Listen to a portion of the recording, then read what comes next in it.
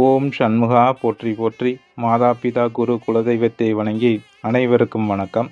இன்றைய தலைப்பு சனியால் பாதிப்பா வாழ்வியல் பரிகாரம். 7.5 சனி, அஷ்டமத்து சனி, அர்த்தாஷ்டம சனி, சனி தசா, சனி புத்தி நடந்துச்சுன்னா நமக்கு என்ன செய்யுமோ ஏது செய்யுமோ, இந்த சனி பகவான் நம்மளை நல்லா வைப்பாரா வைக்க மாட்டாரா என்ற பயம்தான் முதலில் அவர்களுக்கு வரும். ஜோதிடத்தில் சனி பகவான் போல் கெடுப்பவரும் யாருமில்லை, கொடுப்பவரும் யாருமில்லை என்று சொல்வார்கள். சனி கொடுக்க எவர் தடுப்பார் என்றும் சொல்லுவார்கள்.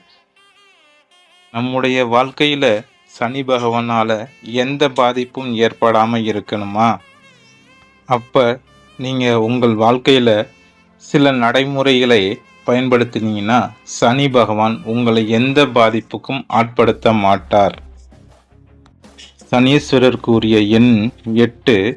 நான் சொல்ற இந்த 8 வழிமுறைகளை பின்படுத்தி பாருங்க, உங்களுக்கு நல்ல பயன்கள் கிடைக்கும். சனி பகவான் என்றாலே நியாயவான், நீதிவான் என்று சொல்வார்கள். அதுபோல உங்களோட உழைப்பு என்பது உண்மையா இருக்கணும். உடல் உழைப்பு, வியர்வை சிந்தை இருக்கணும். கடுமையாக உழைப்பவர்களை சனி பகவான் என்னைக்கும் துன்புறுத்த மாட்டார், நல்லதே செய்வார்.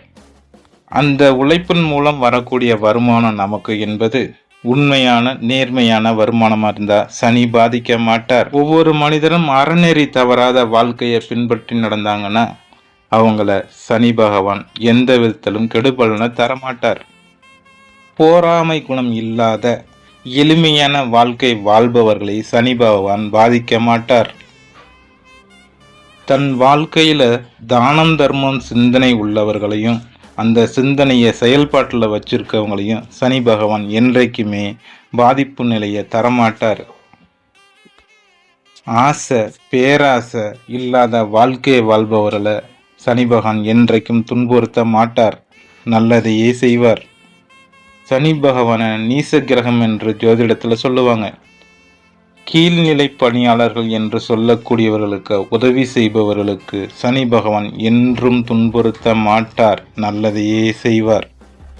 அதேபோல் கால் ஊனமுற்றவர்களுக்கும்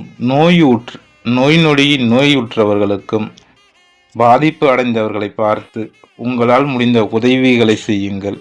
சனி பகவான் உங்களுக்கு எந்த ஒரு விதத்திலும் பாதிப்பை ஏற்படுத்த மாட்டார். ஆகவே இந்த முறைகளை உங்கள் வாழ்க்கையில் கடைபிடிச்சு பாருங்க.